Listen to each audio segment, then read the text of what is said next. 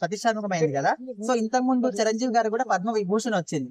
So అప్పుడు కూడా Telugu cinema industry మొత్తం కూడా జస్ట్ శుభాకాంక్షలు చెప్పారు తప్ప ఇలాంటి ఈవెంట్ కానీ ఏది కూడా ఆర్గనైజ్ చేయట్లేదు. సో ఇప్పుడైనా చేస్తారనుకోవచ్చా? అంటే కాలం మారుతున్న కొద్ది టెక్నాలజీ మారుతుంది. ఈవెంట్స్ ఒకప్పుడు చేసుకున్న చిన్న చిన్న ఈవెంట్స్ కింద చేసుకున్న పెద్ద పెద్ద చిన్న చిన్న ఈవెంట్స్ చేసేవాళ్ళు. ఇప్పుడు ఇంకా టెక్నాలజీ మారిన తర్వాత అన్ని యాంగిల్ తో పెద్ద పెద్ద భారీ ఈవెంట్స్ చేస్తున్నారు. కాబట్టి ఇప్పుడు బాలయ్య బాబు ఈ ఘన సన్మానం జరుగుతుందేమో నాకు తెలిసి. వాస్తవంగా బాలయ్య బాబు గారికి ముందే రావాలి. చిరంజీవి గారికి వచ్చినప్పుడు బాలయ్య బాబు కూడా ఇస్తే బాగుండేమో అనిపించింది. వాస్తవంగా నేను చిరంజీవి ఫ్యాన్స్ అండి. అప్పుడు నేను అనుకున్నా ఏంటి బాలయ్య బాబు కూడా ఇస్తే బాగుంది కదా.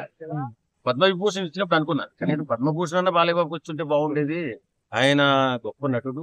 తర్వాత ఒక ఇది క్యాన్సర్ హాస్పిటల్లో బాగా సేవ చేస్తుంటారు కాబట్టి ఎందుకు లేట్ అయింది అంటారు? అప్పుడు కూడా ఆయన ప్రభుత్వం ఉంది టీడీపీ, ఇప్పుడు కూడా టీడీపీ ఉంది. ప్రభుత్వం వల్ల రాదండి. ప్రభుత్వం ఏదో చిన్న రికమెండేషన్ చేస్తుందేమో గానీ చేసే పని వల్ల వస్తుంది. ఇచ్చే నిజాయితీ వల్ల వస్తుంది, పని వల్ల వస్తుంది.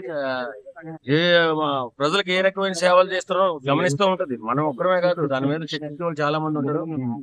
పలానా వ్యక్తి పలానా సెలబ్రిటీ ఏం చేస్తున్నాడు, ఈయన ఏ సేవ చేస్తున్నాడు అంటే చాలా మంది ఏమంటున్నారు, టీడీపీ ప్రభుత్వం ఉంది కాబట్టి ఇప్పుడు ఆయనకి అది వచ్చింది అవార్డు అని చెప్పి అంటున్నారు. మీరేమంటారు?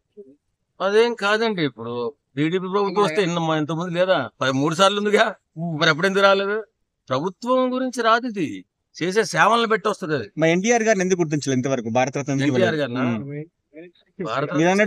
నిదానంగా వస్తుందేమో అనుకుంటున్నా మేము కూడా కొంచెం. ఎందుకంటే కేంద్ర ప్రభుత్వం గుర్తించినప్పటికీ